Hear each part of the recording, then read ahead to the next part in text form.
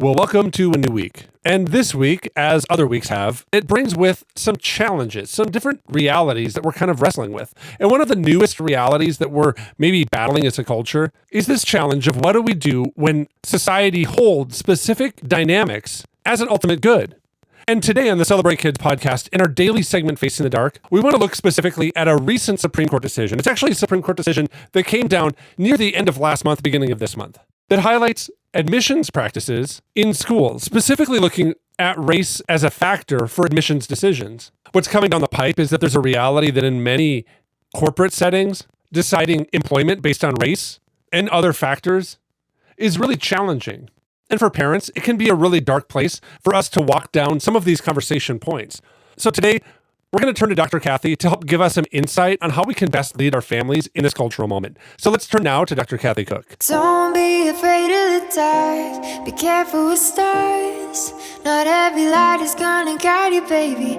Not every light is gonna guide you. So Dr. Kathy, the removal of race as a factor in college admissions stands to change the pipeline of graduates for hire, just as workplace diversity measures face cutbacks and questions from both supporters and skeptics. A lot of this is coming in the face of a recent Supreme Court decision. And what we're finding, though, as we look at other research is that current and former diversity and HR heads say that many employees are discouraged about what they see as kind of a loss of momentum in advancing underrepresented minorities in the workplace. But they're also pushing back on diversity initiatives, posing some combative questions in kind of surveys and company town halls. And this is all happening kind of in the corporate landscape. Corporate diversity efforts were supercharged following the death of George Floyd in the mid-2020s. And that sparked really a wider examination of racial inequality and equity across the workplace. Those programs still kind of garner some investment, but it's really being seen to kind of have a reduced clip. A Gallup survey of 140 HR chiefs at large companies found that 59% were planning to increase their DEI budgets, diversity and equity and inclusion budgets, in the next 12 months, down from about 84% in 2022. Now, I know that many feel that efforts for diversity, equity, and inclusion aren't really happening fast enough in the adult sphere, and the recent Supreme Court ruling saying that it's unconstitutional to look for college institutions to set a quota is really something that kind of then trickles down to really company, corporate institutions, and maybe even individual homes. What are your thoughts on this specific topic? I'm fascinated by it. I was pretty stunned and actually happy about the decision that was made. I do need to follow through and study it more on my own. I know, as a former professor, just as an example, I know of so many students who didn't get in who were super well qualified. I know of people that I've interacted with here and there who, they were, if you will, they were too white. They were, white males, and they didn't make it in. And isn't that reverse discrimination? I think that's the discussion a lot of us have had over the last many years, that some people based on the color of their skin were getting advantages, others not so much. And so it's awkward, it's difficult. I think the conclusion is correct that if universities have made this decision, it won't be interesting in 5, 7, 10 years to look at how it changes now, how engineering majors and literature majors and pharmacy majors.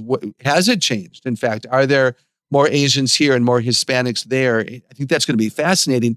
And then it will change the workplace. If you have more Hispanic people majoring in pharmacy, we better see more Hispanic pharmacists, and that's going to be really good for our country. So, and yet if institutions aren't ready for it, it's going to be interesting.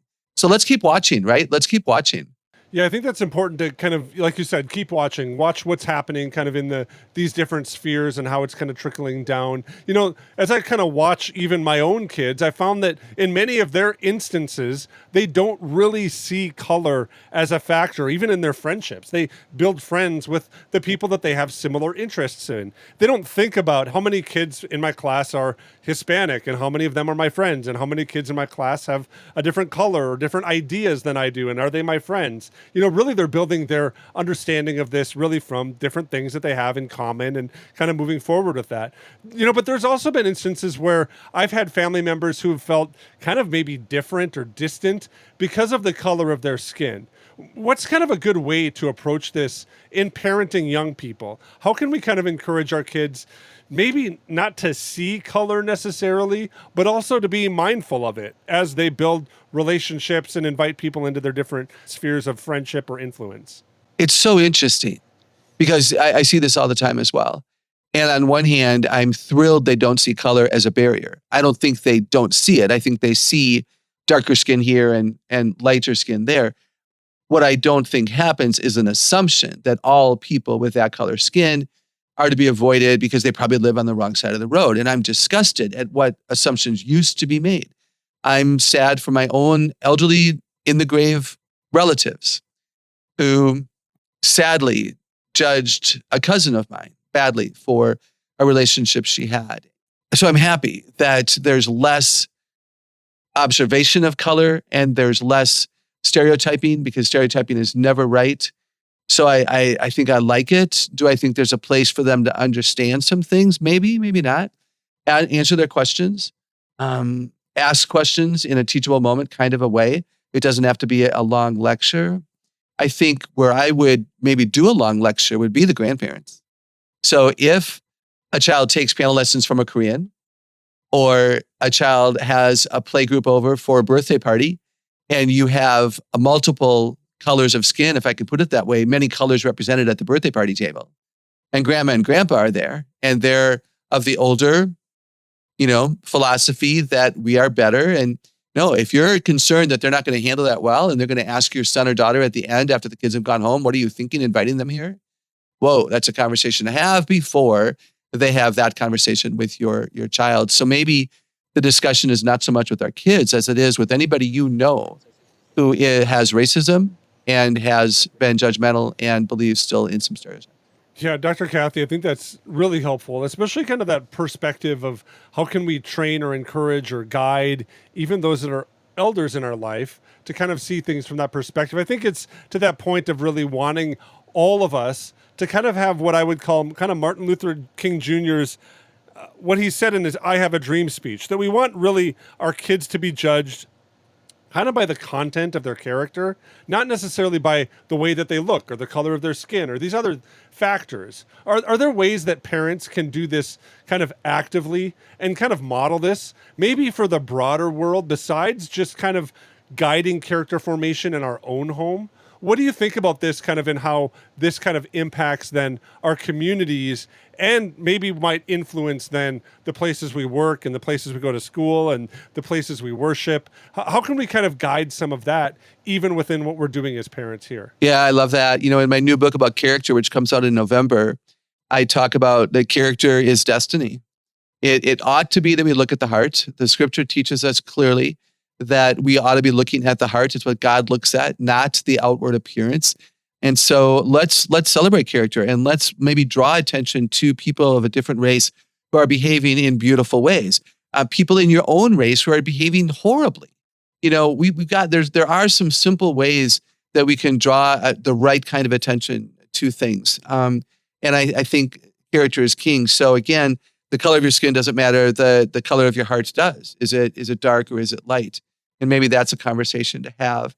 I travel, as many of our listeners know, constantly. I'm in a lot of airports and a lot of hotels, a lot of restaurants, and a lot of convention centers. And all of those places have public bathrooms, always serviced by someone. And I have a policy that if I am in a public bathroom in a restaurant, a convention center, a church, a school, airport, and the cleaning person is there, I will say thank you. And I will say thank you for taking care of us. I have had other customers whip their head around at me and look at me like I'm from Mars. Like, what are you thinking to pay attention to that invisible person? And I have had people who I have thanked who even in their language, they know what I was doing with a smile on my face. They know the word thank you. Look at me and just thank you. Like in tears almost, thank you for noticing that I'm here. I think that we can get better at exhibiting character that changes culture with things like thank you for serving us. I have a friend who I go to dinner with occasionally, and he always says to our server, we're going to be praying for our food, and we would love to include you in our prayer. You've told us your name is, Henrika. Is there anything that we can pray for you tonight? And to watch them and to listen to them process that and to share with us, it's been absolutely glorious to notice the invisible and to let them know, I see you and I care about you. That will change people. And that is an exhibit of character that goes way past the color of a person's skin. Where Dr. Kathy brings us is an interesting place. It's a place that I think that Paul was bringing the Galatian church to as well, as they were considering circumcision and those who were following it and those who weren't also following it. And Paul kind of talks about it using this term slavery. And it's an interesting term considering how he begins Galatians chapter 5, and I'm going to begin reading at verse 13. For you are called to freedom, brothers. Only do not use your freedom as an opportunity for the flesh, but through love, serve one another.